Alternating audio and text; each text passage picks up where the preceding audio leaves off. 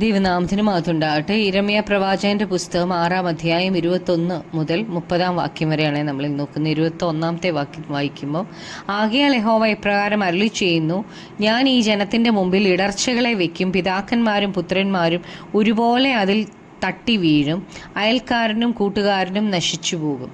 ദൈവത്തിൻ്റെ വാക്ക് കേട്ട് അനുസരിക്കാതെ ദൈവത്തിന് വിലയേറിയ കുന്തിരിക്കം കൊണ്ട് യാഗം കഴിക്കുന്നവരോട് ദൈവം പറയുന്നത്, ദൈവം തന്നെ അവരുടെ പാപത്തെ ഡീല് ചെയ്യും എന്നാണ്. ദൈവം ഈ ജനത്തിൻ്റെ മുമ്പിൽ ഇടർച്ചകളെ വയ്ക്കും, അവരുടെ പിതാക്കന്മാരും മക്കളും അതിൽ തട്ടി വീഴും. അവരുടെ വിധിയോ അല്ലെങ്കിൽ ബാബിലോണോ അല്ല അവരെ വീഴിക്കുന്നത്, ദൈവമാണ് അവരെ വീഴിക്കുന്നത്. അവരെ എല്ലാവരെയും അത് ബാധിക്കും, അയൽക്കാരും കൂട്ടുകാരും ഒക്കെ നശിച്ചു പോകും. 22 മുതൽ 26 വരെയുള്ള വാക്യങ്ങൾ വായിക്കുമ്പോൾ, യഹോവ ഇപ്രകാരം അരുളി ചെയ്യുന്നു, ഇതാ വടക്ക് ദേശത്ത് നിന്നൊരു ജാതി വരുന്നു, ഭൂമിയുടെ അറ്റങ്ങളിൽ നിന്നൊരു മഹാജാതി ഉണർന്നു വരും. അവർ വില്ലും കുന്തവും എടുത്തിരിക്കുന്നു, അവർ ക്രൂരന്മാർ, കരുണയില്ലാത്തവർ തന്നെ. അവരുടെ ആരവം കടൽ പോലെ ഇരയ്ക്കുന്നു. സിയോൻ പുത്രി, അവർ നിന്റെ നേരെ യുദ്ധസന്നദ്ധരായി ഓരോരുത്തരും കുതിരപ്പുറത്ത് കയറി അണിനിരന്ന് നിൽക്കുന്നു. അതിൻ്റെ വർത്തമാനം കേട്ടിട്ട് ഞങ്ങളുടെ ധൈര്യം ക്ഷയിച്ചു. നോവ് കിട്ടിയ സ്ത്രീയെപ്പോലെ മഹാവ്യസനവും അതിവേദനയും ഞങ്ങളെ പിടിച്ചിരിക്കുന്നു. നിങ്ങൾ വയലിലേക്ക് ചെല്ലുവീൻ, വഴിയിൽ നടക്കുകയുമരുത്. അവിടെ ശത്രുവിൻ്റെ വാളും ചുറ്റും ഭയവുമുണ്ട്. എൻ്റെ ജനത്തിൻ്റെ പുത്രി, രട്ടുടുത്ത് വെണ്ണീരിൽ ഉരുളുക. ഏകജാതനെക്കുറിച്ച് എന്ന പോലെയുള്ള ദുഃഖവും കഠിനമായുള്ള വിലാപവും കഴിച്ചുകൊള്ളുക. സംഹാരകൻ പെട്ടെന്ന് നമ്മുടെ നേരെ വരും.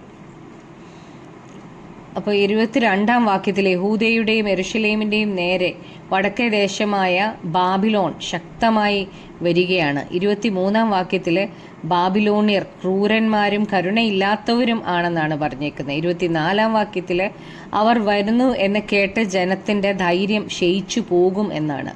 25-ാം വാക്യത്തിൽ നമ്മൾ കാണുന്ന അവരുടെ ശത്രു അവരുടെ ഉള്ളിൽ ഭയം കൊണ്ടുവരുമെന്നാണ്. 26-ാം വാക്യത്തിൽ ഏകജാതനെ കുറിച്ചുള്ള ദുഃഖവും കഠിന വിലാപവും പോലെ അവർ വിലപിക്കും എന്നുള്ളതാണ്. 27, 28 വാക്യങ്ങൾ വായിക്കുമ്പം, നീ എൻ്റെ ജനത്തിൻ്റെ നടപ്പ് പരീക്ഷിച്ചറിയേണ്ടതിന് ഞാൻ നിന്നെ അവരുടെ ഇടയിൽ ഒരു പരീക്ഷകനും മാറ്റുനോക്കുന്നവനും ആക്കി വെച്ചിരിക്കുന്നു. അവരെല്ലാവരും മഹാമത്സരികൾ, നുണ പറഞ്ഞ് നടക്കുന്നവർ, ചെമ്പും ഇരുമ്പും അത്രേ. അവരെല്ലാവരും വഷളത്വം പ്രവർത്തിക്കുന്നു. അപ്പോൾ 27 മുതൽ 30-ാം വാക്യം വരെ ദൈവം യിരെമ്യാവിനോട് സംസാരിക്കുന്ന വാക്യങ്ങളാണ്. ഒരു ലോഹത്തിൻ്റെ മാറ്റു നോക്കുന്നത് പോലെ ദൈവം ഇസ്രായേലിനെ പരീക്ഷിക്കും. തീയുടെ ശക്തി കൂട്ടുമ്പോൾ ലോഹത്തിലെ കീടങ്ങൾ നീക്കാൻ കഴിയും. എന്നാൽ യിരെമ്യാ പ്രവാചകൻ തീയുടെ ശക്തി കൂട്ടിയിട്ടും യഹൂദയുടെ ശുദ്ധീകരണം നടക്കുന്നില്ല. അത്രയ്ക്ക് അശുദ്ധിയുള്ളവരാണ് യഹൂദ. 29-ാമത്തെ വാക്യം വായിക്കുമ്പോൾ,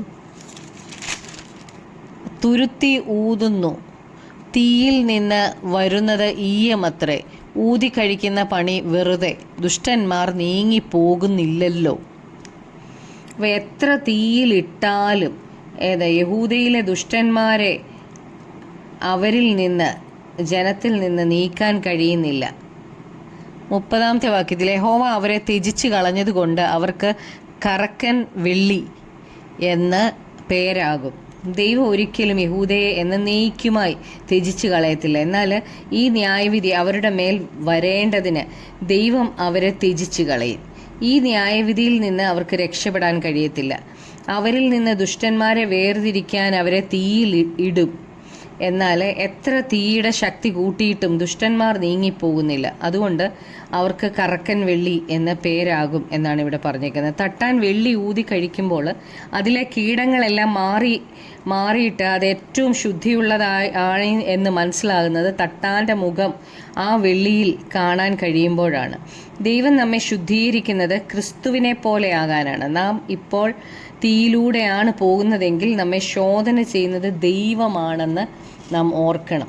നമ്മെ തീയിൽ വെച്ചിട്ട് ദൈവം ഒരിക്കലും മാറിപ്പോകത്തില്ല. നമ്മിലുള്ള ദുഷ്ടത മാറിപ്പോയിട്ട് ക്രിസ്തുവിൻ്റെ ഭാവം നമ്മിൽ ആകുമ്പോൾ ദൈവം ആ തീയുടെ അവസ്ഥ നമ്മളിൽ നിന്ന് മാറ്റും. നമുക്ക് പ്രാർത്ഥിക്കാം. കർത്താവായ യേശുവേ, കർത്താവെ തീയിലൂടെ പോകേണ്ടി വന്നാലും കർത്താവ് ഒരിക്കലും ഞങ്ങൾക്ക് ദോഷമായിട്ടൊന്നും ചെയ്തില്ലല്ലോ കർത്താവെ. അങ്ങ് ഞങ്ങളെ ശുദ്ധിയുള്ളവരാക്കാനാണല്ലോ കർത്താവെ ഞങ്ങളെ തീയിലൂടെ വിടുന്നത്. കർത്താവ് അപ്പ, ഞങ്ങൾ അറിയുന്നു കർത്താവെ, അങ്ങയുടെ കണ്ണ് ഞങ്ങളുടെ മേലെ എപ്പോഴും ഉണ്ടെന്ന് ഞങ്ങൾ അറിയുന്നു കർത്താവെ. ദോഷമായിട്ടൊന്നും ചെയ്യാത്ത ദൈവമേ, എല്ലാം നന്മയ്ക്കാക്കി തീർക്കുന്നതിനായി നന്ദി പറയുന്നു. ഞങ്ങളുടെ പ്രാർത്ഥന കേട്ടതിനായി നന്ദി. യേശു ക്രിസ്തുവിൻ്റെ നാമത്തിൽ തന്നെ. ആമേൻ.